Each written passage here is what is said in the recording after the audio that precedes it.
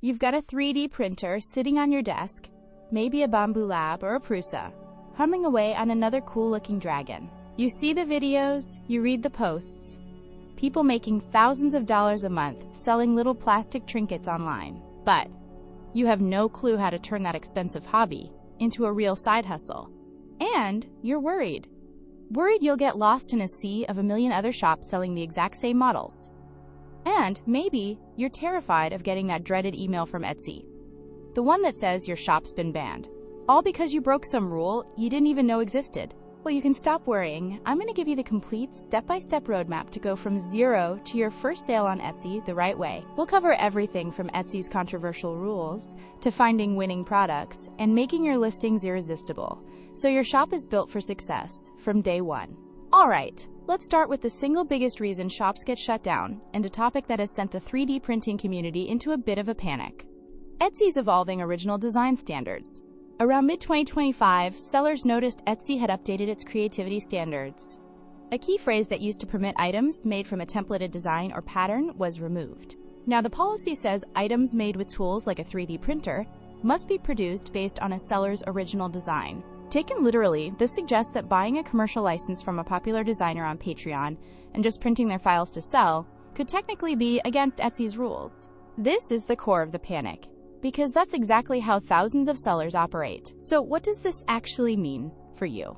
The community is split. Some sellers report receiving emails from Etsy support clarifying that selling items under a commercial license is still okay, as long as you're transparent, and credit the original designer. They argue the rule change was really aimed at cracking down on intellectual property infringement, like selling Disney or Nintendo characters, and low-effort resellers. But the official rule is the rule, and it leaves sellers in a dangerous gray area. To build a sustainable, long-term business that won't get nuked overnight, you need to be smart. Here are the 3 safest paths forward. Number 1, and the absolute best option, is to design your own models. This makes you fully compliant, gives you a unique product nobody else has, and lets you build a real brand. Number 2 is to significantly customize licensed models. Don't just print the file as is.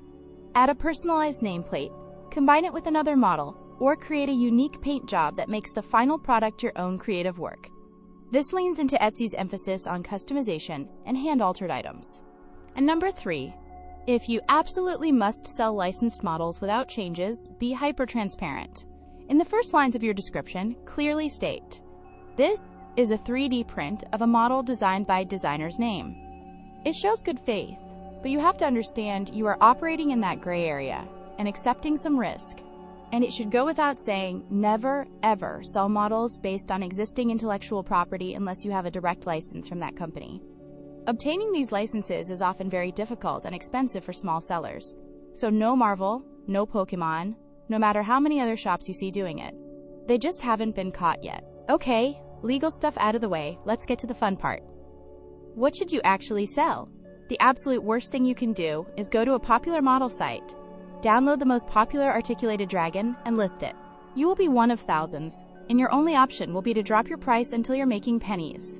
The key to success in 2026 and beyond is the niche first rule. Don't sell generic items. Instead, find a specific problem to solve, or a passionate community to serve. One of the most stable and profitable categories for many sellers is functional home and office organization. Think about everyday annoyances. That mess of cables behind your desk? Sell custom cable management clips. Drawer disaster? Sell modular organizers. People will happily pay for a clever solution that makes their life easier. Other winning ideas here are things like wall-mounted hooks, under-desk mounts for headphones, and accessories for specific smart home devices. Another hugely profitable area is niche-specific accessories. Are you a gamer? Design custom controller stands, dice towers for D&D, or wall mounts for a specific console. Are you into gardening? Sell unique modern planters and self-watering pots. Cosplay also remains a huge market where high-quality, detailed props and armor pieces can command premium prices. The ideal product has a few key traits. It's relatively quick to print, keeping your costs down. It requires minimal supports, saving you hours in post-processing. And most importantly, it can be personalized. Adding a name, initials, or custom colors is one of the easiest ways to stand out and charge more. With your product ideas in mind, it's time to build your storefront. When you set up your Etsy shop, your name, banner, and logo are your first impression. Try to pick a shop name that reflects your niche, like Nerd Nook 3D instead of the generic Mike's 3D Prints. More important than ever is your shop's maker story. Both the Etsy algorithm and its customers want to see craftsmanship, not a factory. Use your shop announcement to tell a story. Talk about how you design your products. Mention they are 3D printed on demand in my workshop, and highlight the premium plant-based PLA materials you use. This builds credibility and helps justify your prices. While PLA is made from renewable resources like cornstarch, its environmental friendliness depends on proper disposal, as it biodegrades best in industrial composting facilities. Be transparent about your hardware and materials. Mentioning you use reliable printers like a Bambu Lab or Prusa, and high-quality filament signals to buyers that you're a serious maker, not a hobbyist with a cheap machine. This language builds trust and helps your brand stand out. You can have the best product in the world, but if your listing is bad, you'll make zero sales. This is where most beginners trip up. First, photography. It is everything. You don't need a fancy camera. Your smartphone is more than capable. What you do need is good lighting. Use 2 soft, diffused light sources at 45-degree angles to the product. And please, never use your phone's direct flash. It creates harsh shadows and makes your print look cheap. Your listing needs 5 to 8 specific photos. 1. A clean front-on hero shot on a neutral background. 2. A 3/4 view to show depth. 3. A shot of the bottom or back. 4. A detail close-up to showcase the quality and texture of the finish. 5. A lifestyle shot showing the product in its element. The desk organizer on a desk. The vase with flowers in it. 6. And the most crucial, often missed photo. A scale shot. Place a coin, a ruler, or your hand next to the item so customers understand its actual size. This one photo will drastically cut down on returns and bad reviews. And do not only use digital renders of your model. Buyers want to see the physical product they're actually going to get. Next up is SEO, Search Engine Optimization. This is how buyers find you. Your title needs to be packed with keywords. A bad title is Cool Dragon. A great title is Articulated Crystal Dragon, 3D Printed Fidget Toy, Red and Gold Silk PLA, Desk Decoration, Gift for Gamer. Think about every possible term someone might use to find your item. Use all 13 of your available tags, mixing broad terms like 3D printed figurine with specific ones like articulated fantasy lizard. In your description, start with a hook that describes the product's benefit. Then, list the key details. Exact dimensions, the material used, like PLA or PETG, and any care instructions. Finally, manage expectations.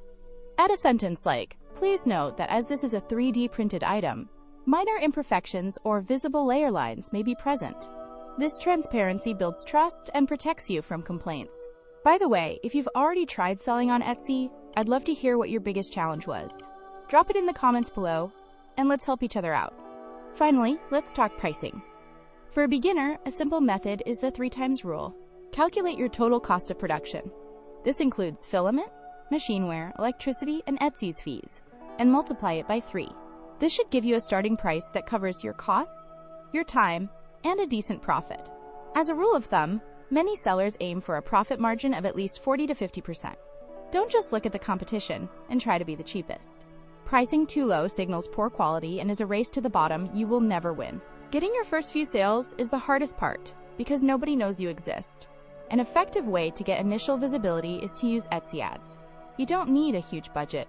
Start with just $5 or $10 a day, focused only on your top 5 products.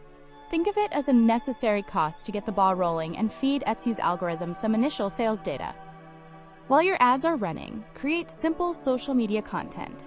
You don't have to be an influencer. Just prop up your phone and record a time-lapse of your printer in action. These videos are mesmerizing and perform incredibly well on TikTok, Instagram Reels, and Pinterest. It's free marketing that builds your brand and drives traffic back to your shop. Once you identify a winning product that sells consistently, it's time to scale. A simple first step is to duplicate that successful listing for every single color you offer. This instantly expands your catalog. Many experienced sellers also believe that consistently adding a few entirely new listings each week signals to Etsy's algorithm that your shop is active and growing. As you grow, you can explore more advanced tools. Software can help you manage a farm of multiple printers from one dashboard. You might even consider using a third-party fulfillment service for your most popular non-custom items. This frees you up to focus on designing new products. As your business gets more serious, you'll want to move beyond simple pricing rules and aim for a true profit margin of 55 to 65% to build a truly sustainable business. Starting a profitable 3D printing business on Etsy isn't a get-rich-quick scheme. It's a real business that requires smart strategy and consistent effort. But the path forward is clear. First, navigate the rules by focusing on original or heavily customized designs to build a safe, long-term brand.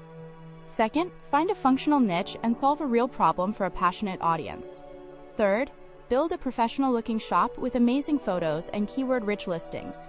And finally, use smart marketing to get your first sales and then scale what works. It's a journey for sure. But by following these steps, you can absolutely turn that printer whirring on your desk into a meaningful source of income. If this guide was helpful, drop a comment with your thoughts, hit that like button, and subscribe for more deep dive guides on turning 3D printing into a real business. Thanks for watching, and happy printing!